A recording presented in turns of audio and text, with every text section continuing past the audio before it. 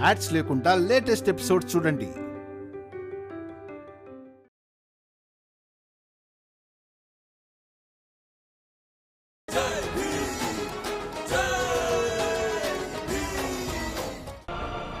నరోత్తమ్ జోషి,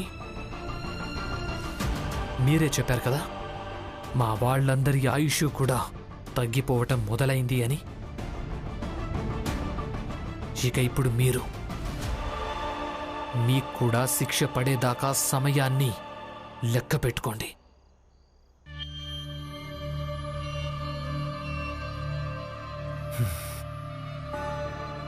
ఈ గడియారం నీ దగ్గర ఆధారంగా ఉంటేనే అప్పుడే కదా శిక్ష వేయించగలవు భీమరావు. మీరందరూ వెళ్ళండి, వీడి సంగతి నేను చూసుకుంటాను.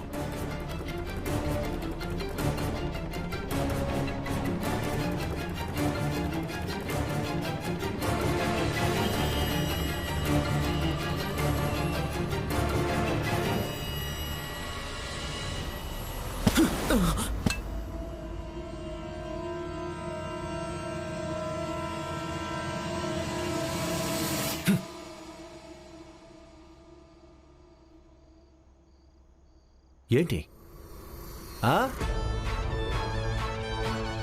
ఇది?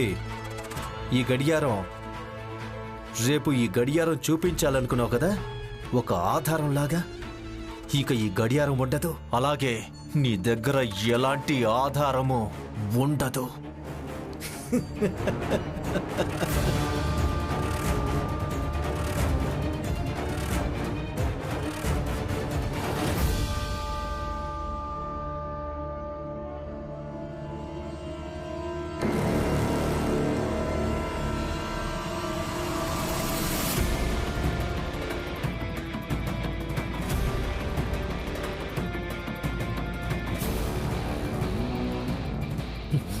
భీమరావ్, నీకు ఎంత ధైర్యం! నువ్వు నా చేతినే పట్టుకుంటావా? వదలు, నా చెయ్యొదలు. నరోత్తమ్ జోషి గారు,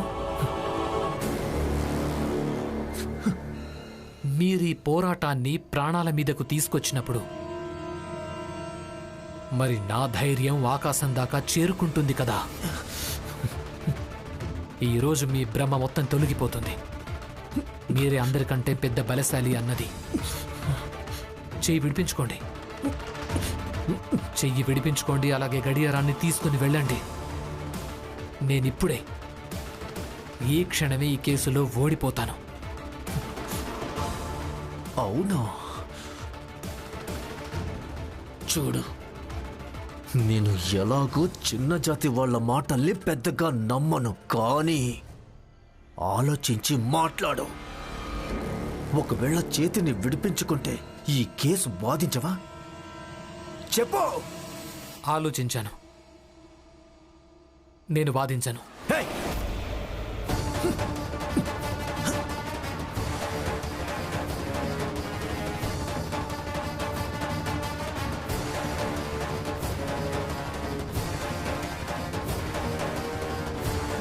ఏంటి నరోత్తమ్ జోషి, మీకున్న బలమంతా ఏమైపోయింది? మిమ్మల్ని మీరు పెద్ద బలశాలి అనుకునేవాళ్ళు కదా, ఇప్పుడేమైంది?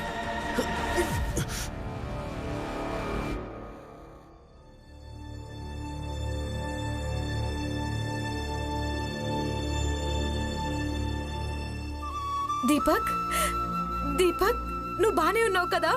దీపక్, దీపక్, దీపక్.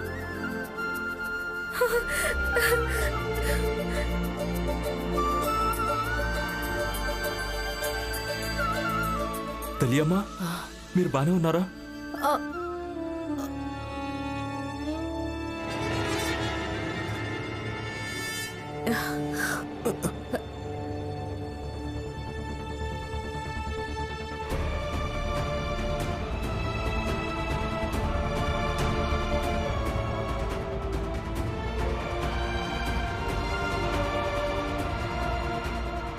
మెల్లగా.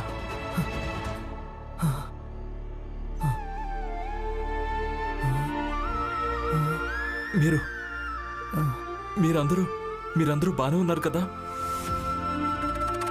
చాలా తలనొప్పిగా ఉంది. అయ్యో చాలా తలనొప్పిగా ఉంది నా తల. మీరందరూ బాధపడకండి, మేమంతా మీకు తోడున్నాం. ఏం జరిగింది? దీపక్కి జ్వరం వచ్చినట్టుంది. అయితే కూర్చునే ఉండండి. మీ భీమ్రావు వస్తాడు కదా, వైద్యం ఎలా చేయిస్తాడో వాణ్ణే అడగండి. భీమ్ ఎక్కడికి వెళ్ళాడా? పిన్ని, భీమ్ బయటికెళ్ళాడు. నేను ఇప్పుడే వాడిని పిలుచుకొస్తాను.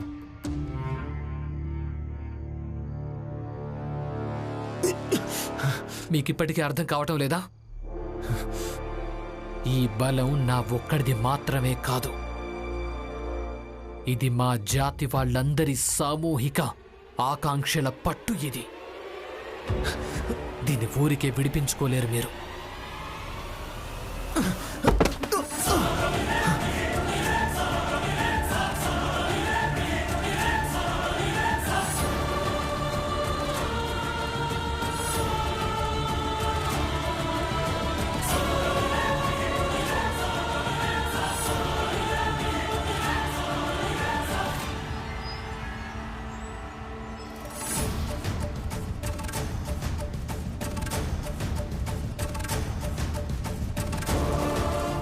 ఇది మీ గడియారం.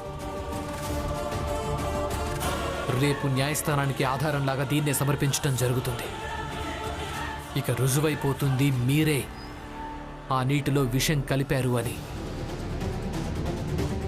అలాగే మీకు శిక్ష వేయటం కూడా జరుగుతుంది. నరోత్తమ్ జోషి. భీమ్, అందరూ స్పృహలోకి వచ్చారు. జ్వరం కూడా తీవ్రంగా ఉంది, తలనొప్పి కూడా ఉంది. అందుకే ముందు నువ్వు పద.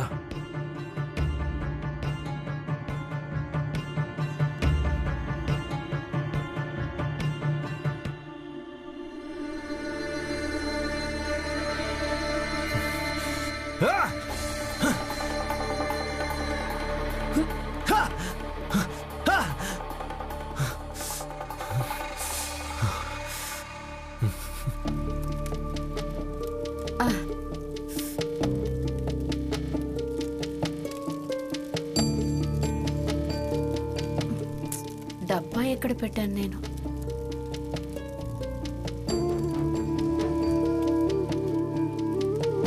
జీజాబాయ్, ఆ,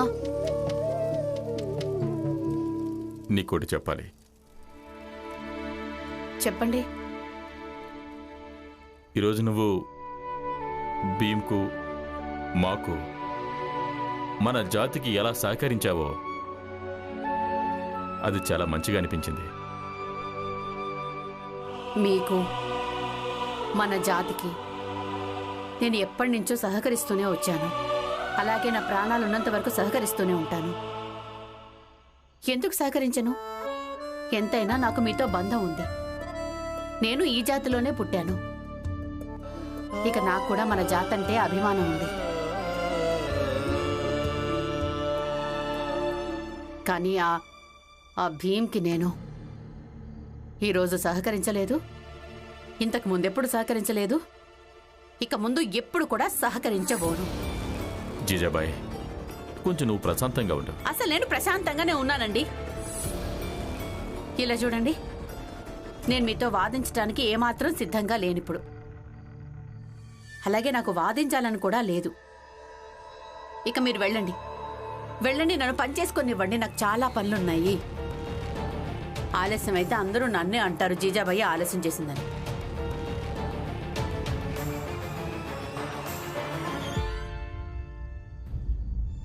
జీజాబాయ్, ఆ రోజు కోసమే నేను కూడా ఎదురు చూస్తున్నాను. ఏ రోజు భీమ్ నీకు ఒప్పనిపిస్తాడా అని.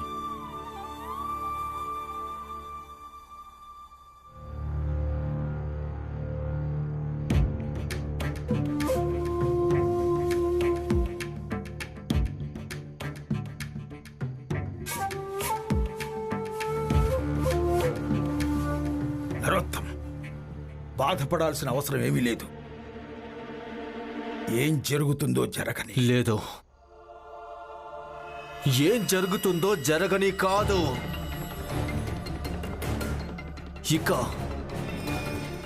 ఇప్పుడు నేనేం కోరుకుంటానో అదే జరగాలి.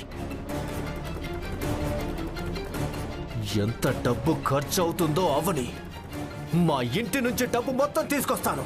కానీ ఈ భీమరావును కేసులో మాత్రం గెలవనివ్వను. అలాగే నేను ఈ చిన్న జాతి వాళ్లకు ఎలాగైనా సరే వైద్యం జరగనివ్వను.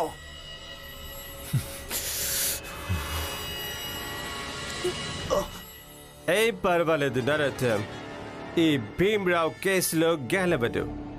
నేను లాయర్ని, ఇంటికి రమ్మన్నాను. పద, ఇంటికి పద.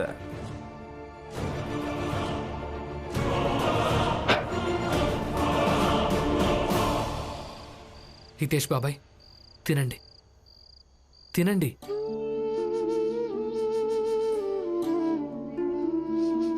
ఇప్పుడు మీకు మంచిగా అనిపిస్తుంది.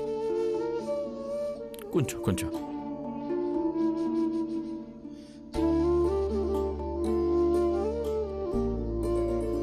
పిన్ని,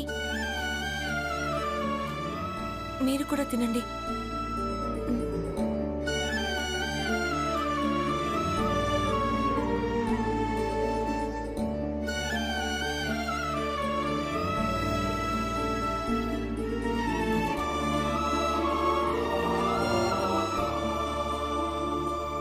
రమా, ఇక నేను ఇంటికి వెళ్ళిపోతాను. రేపటి కోసం ఏర్పాట్లు చేసుకోవాల్సి ఉంటుంది.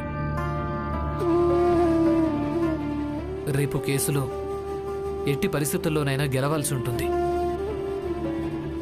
నేను వస్తాను. ఆగండి. మీరింటికి ఎందుకు వెళ్ళాలనుకుంటున్నారో నాకు తెలుసు. నేను మీ వస్తువులన్నీ తీసుకొచ్చాను. ఉండండి.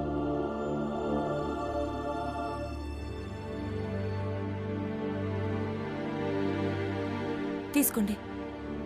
ఇందులో మీ వస్తువులన్నీ ఉన్నాయి. పక్కకు వెళ్ళి కూర్చోండి. రేపటి కేసు గురించి ఆలోచించొచ్చు.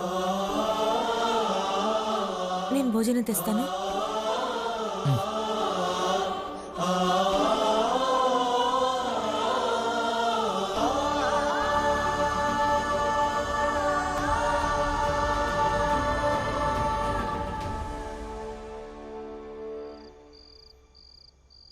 Come SIT. లాయర్ గారు, మీరు కూడా త్వరగా రండి. భోజనం చల్లారిపోతుంది. Please sit down. చెప్పండి డేవిడ్ సార్, అంతగా ఏం కేసు వచ్చిందని మీరు నన్ను అర్జెంటుగా రమ్మన్నారు? చెప్తాను, వివరంగా చెప్తాను. కానీ ముందుగా భోజనం చేయండి. భోజనం చేస్తూ మాట్లాడుకుందాం. అలాగే మీకు డీటెయిల్గా చెప్తాను కూడా. సరే.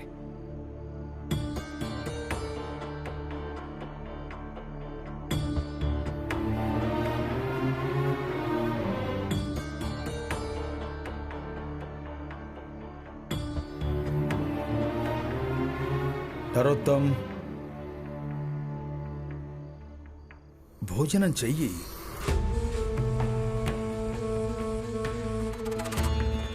భోజనం చేయండి నరోత్తం. నరోత్తం, అన్నం మీద కోపం చూపించకూడదు. తిను.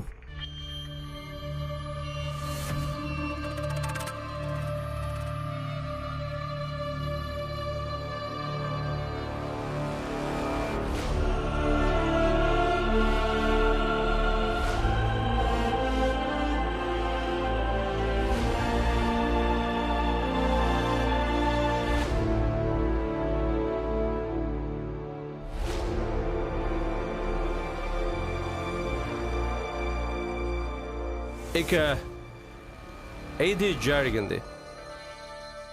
ఇక ఈ భీమరావు ఏమంటున్నాడంటే రేపు తన కేసు తానే వాదించుకుంటానని. ధైర్యం ఉన్న కుర్రాడు స్వయంగా కేసు వాదిస్తున్నాడు. లాయర్ గారు, నాకు తెలుసు వాడిలో ధైర్యం ఎందుకు పెరుగుతుందో. ఏంటంటే మాటికి మా పెద్ద జాతి వాళ్లతో పోరాడతాడు. ఇప్పుడు డేవిడ్ సార్తో కూడా వాదిస్తున్నాడు, గొడవ పడుతున్నాడు. ఇక నిజం ఏంటంటే ఎన్నోసార్లు వాడు మా మీద గెలుస్తున్నాడు కూడా. అందుకే వాడిలో ధైర్యం పెరిగిపోతుంది. నరోత్తం, నువ్వు ఇది మర్చిపోకు, వాడు ఎప్పుడు కూడా పొరపాటునే గెలుస్తున్నాడు.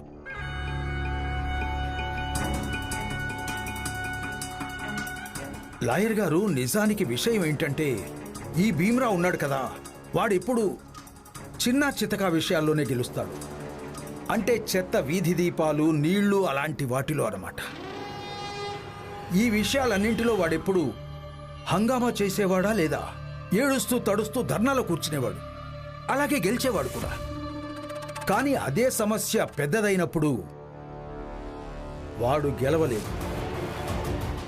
ఈ సాహెబ్ గారి బిడ్డ విషయం వచ్చినప్పుడు వాడు అందులో గెలవలేకపోయాడు. మీరిద్దరూ బెంగపడకండి. చూడండి, ఇదంతా మనల్ని భయపెట్టడం కోసం చేస్తున్నారు, కానీ మనం మాత్రం భయపడకూడదు. కానీ నేను భయపడుతున్నాను. తల్లులందరూ తమ బిడ్డల్ని ఎలా పెంచుకుంటారో అలాగే నేను కూడా నా బిడ్డను పెంచుకోవాలని. కానీ నేను అనుకున్నది తప్పు. ఇక ఇప్పుడు అది వాడి దురదృష్టం. అందుకే వాడు మీలాంటి పెద్ద పేరున్న లాయర్ని ఎదుర్కోబోతున్నాడు. వాడెలాగూ ఓడిపోతాడు. ఖచ్చితంగా ఓడిపోతాడు. ఇక మీరు ఏదో రకంగా కోర్టులో ఏం రుజువు చేయాలంటే డాక్టర్లు ఏ సమ్మె చేశారో అది సరైందేనని మీరు ఇది కూడా రుజువు చేయాల్సి ఉంటుంది. ఈ హాస్పిటల్ అనే ఏ సామాజిక వ్యవస్థ ఉందో అందులో వాడికి కూడా హక్కు ఉంది. అందుకే వాడు సామాజిక జాతిపరమైన వ్యవస్థ ప్రకారం నడుచుకోవాలని. నిజమే. ఇక హాస్పిటల్లోని డాక్టర్లు ఆ చిన్న జాతి వాళ్ళను హాస్పిటల్ లోపలికి వెళ్ళనివ్వడం లేదంటే అందులో తప్పే ఉంది. అన్నట్టు లాయర్ గారు, ఇంకొక ముఖ్యమైన విషయం. ఆ భీమ్రావుకు నా గడియారం ఆ చెరువు దగ్గర దొరికింది. మీరు ఈ విషయాన్ని కూడా చూసుకోవాల్సి ఉంటుంది.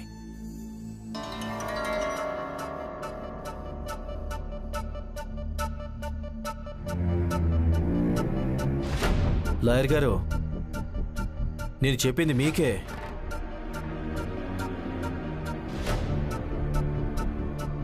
భోజనం బాగుంది డేవిడ్ సార్, తింటుంటే భలేగా ఉంది.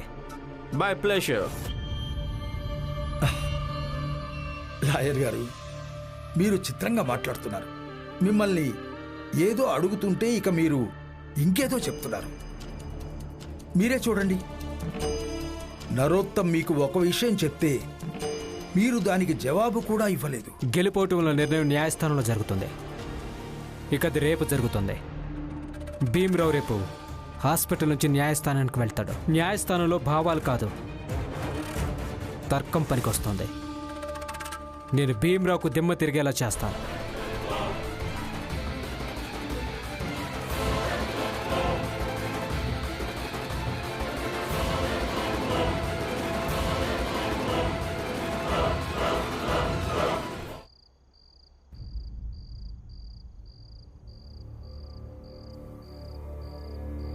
ఇదిగోండి.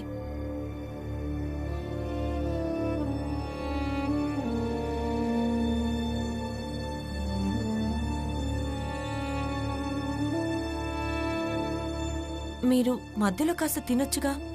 తింటాను.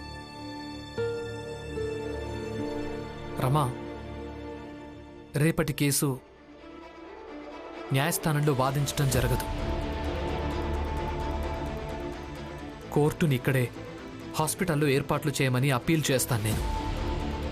ఎందుకంటే ఆరోగ్య విషయం భావాలతో ముడిపడి ఉంటుంది.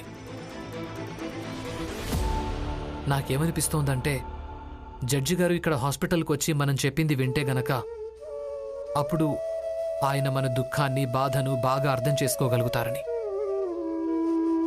కానీ భీమ్, చట్టానికి భావాలతో ఏం సంబంధం? నిజానికి ఏమనిపిస్తుందంటే, చట్టం ఎంత కఠినంగా ఉంటే అంత ఎక్కువగా జనాలకు న్యాయం లభిస్తుంది. అదేం లేదు ఆనందన్నయ్య. చట్టం ఉన్నది ఎవరి కోసం? కుర్చీ, గుమ్మం, మేజాబల్ల ఇలాంటి జీవం లేని వాటి కోసం కాదు చట్టం ఉన్నది. ఇక చట్టం శిక్ష విధించడంతో పాటు మందు రాసే పని కూడా చేస్తుంది.